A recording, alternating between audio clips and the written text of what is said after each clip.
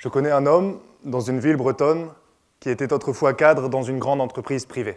Je connais une femme dans une grande ville bretonne qui travaille dans le bâtiment. L'homme dont je vous parle a perdu sa femme et sa fille dans un accident de voiture. La femme dont je vous parle ne gagne pas suffisamment pour avoir un logement. Aujourd'hui, il n'a plus que l'alcoolisme pour oublier la solitude et l'amour que lui porte son chien, pour oublier la violence permanente. Elle travaille, mais ce soir encore, elle dormira dans la rue. Pourtant, ces personnes pourraient s'en sortir, grâce aux aides auxquelles elles ont droit. Enfin, c'est ce que nous pensons. Pour pouvoir bénéficier d'aide, il faut avoir un compte bancaire. Pour avoir un compte bancaire, il faut avoir une pièce d'identité. Pour avoir une pièce d'identité, il faut avoir un logement. Tout part de là. Le logement conditionne tout. Sans logement, pas de droit au respect de la vie privée, pas de droit à la santé, pas de droit à la sécurité. En somme, pas de dignité. 200 000. 200 000, c'est le nombre de personnes qui ont dû renoncer à cette dignité. Pendant des mois, nous avons parcouru les villes à la recherche des témoignages des SDF, afin de mieux comprendre les raisons qui font de chacun des personnes de la rue. Partout, les raisons qui poussent à la rue sont différentes. C'est une constante inexorable. Au cours de sa vie, un homme ou une femme risque plusieurs fois la rue. Les causes sont multiples, chômage de longue durée, peine de prison mal suivie ou un handicap quelconque. En revanche, nous n'avons trouvé que peu de différences sur les raisons qui obligent chacun à rester dans la rue. Le système administratif dans son ensemble ne semble pas fournir d'incitants suffisants pour permettre aux personnes de s'en sortir. Système administratif trop froid, trop complexe, interlocuteurs trop nombreux. Une fois à la rue, l'émiettement de l'espoir semble inexorable. Pourtant, c'est contre le sort de toutes ces personnes que luttent l'État, les associations et les politiques publiques successives. Alors une question se pose, de qui est-ce la faute ? Avant de trouver le fautif, dressons le constat. C'est simple, tout augmente. Le nombre de SDF, les dispositifs d'aide aux SDF, la perte d'espoir des SDF. Tout augmente. Ils sont 200 000 aujourd'hui dans nos rues. Une armée silencieuse, sans banderole pour manifester leur colère ni revendication. Ils étaient moitié moins il y a 20 ans. 200 000, c'est toute la ville de Rennes dans la rue. Tout augmente. Le nombre de décrets, de lois, de créations d'organismes, d'associations qui voulaient résoudre le problème, sortir les gens de la rue et qui n'a rien résolu. Le SDF, malgré lui, est le plus grand créateur d'acronymes. RSA, DALO, CHU, CMU, CCAS, CIAS, APA. Il est aujourd'hui éligible à près de 30 aides différentes. Mais beaucoup n'en touchent aucune. C'est un millefeuille administratif au goût amer, indigeste, et qui ne nourrit pas son homme. Tout augmente. Les dépenses de l'État pour la prise en charge des SDF, elles ont doublé en 20 ans. C'est logique, me diriez-vous. Le nombre de SDF double, les aides de l'État doublent également. Mais pourtant, les aides de l'État ont pour objectif de réduire le nombre de SDF. En les doublant, on aurait pu espérer diminuer le nombre de SDF, et ensuite diminuer les dépenses de l'État. On a vu tout l'inverse. C'est le tonneau des Danaïdes, puis il se remplit d'argent, puis il déverse dans nos rues de nouveaux SDF. Tout augmente.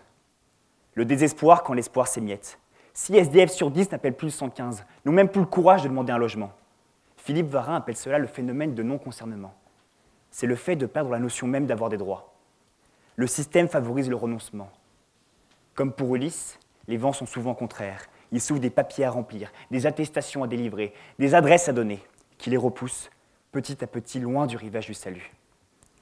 On a tous peiné devant un document CERFA. Imaginez un SDF, sur le soupirail d'une bouche de métro, en train de remplir les siens. En fin de compte, on organise la précarité plus qu'on ne la combat. Un soir, en plein mois de décembre, dans la gare de Rennes, nous rencontrons Jean-Luc. Jean-Luc fait partie de ces SDF pour qui les années ont effacé une part d'identité. Il a à peine un prénom, même plus d'image. Cette photo est issue d'une banque d'images libre de droit. Nous expliquons à Jean-Luc notre démarche, cette volonté d'élargir notre vision, et il nous donne les clés de lecture afin de mieux comprendre le système d'aide aux plus pauvres, en prenant ses propres exemples pour leçon. Jean-Luc incarnait, par sa place dans le système, l'organisation de la précarité. Il ne semblait plus croire en la capacité des politiques publiques à pouvoir l'en sortir, et il nous a raconté son histoire. Il était né, il y a une 50aine d'années, avec une déficience mentale qui l'avait obligé à vivre jusqu'à sa majorité dans un établissement spécialisé. Au jour de ses 18 ans, l'établissement brûle et Jean-Luc perd plusieurs de ses camarades dans l'incendie. Ils se retrouvent alors dehors sans que ne demeure aucune prise en charge. L'absence de suivi à l'époque ne lui a pas permis de demander les droits qui lui étaient dus, ni de lancer les appels à l'aide nécessaires. Sait-il encore qu'il a des droits? Il semble difficilement en avoir conscience. La pierre angulaire du déficit de ce système, c'est l'absence d'information. Jean-Luc nous l'a expliqué et les chiffres nous l'ont démontré. Savez-vous que 30% des SDF souffrent d'un trouble psychique sévère, bipolarité, schizophrénie, dépression sévère, mais que seuls 7% d'entre eux bénéficient de l'allocation adulte handicapé? Comment trouver de l'espoir dans un système où, d'une part, la présence de troubles psychiques aggrave et favorise la précarité et la rue, et où, d'autre part, la présence dans la rue est allongée et pérennisée du fait de l'existence même de ces troubles psychiques? Ce cercle vicieux est un exemple parmi tant d'autres, des obstacles auxquels fait face la population des SDF. Pourtant, le système doit être salué. Il verse 1 875 € par mois d'argent public à chaque SDF. Mais il présente de graves insuffisances. Divisons son fonctionnement en étapes. D'abord, le législateur, celui qui fait la loi, décide de déclarer une guerre de principe contre la pauvreté. Puis, dans un second temps, le conseiller local, celui du guichet social, doit, pour attribuer les aides créées par cette loi, se référer à une multitude de dispositifs complexes. Le premier problème apparaît donc. La grande parole théorique et abstraite de celui qui fait la loi, celle qui vise à dire, par exemple, qu'il n'y aura plus de SDF dans les rues avant la fin de l'année.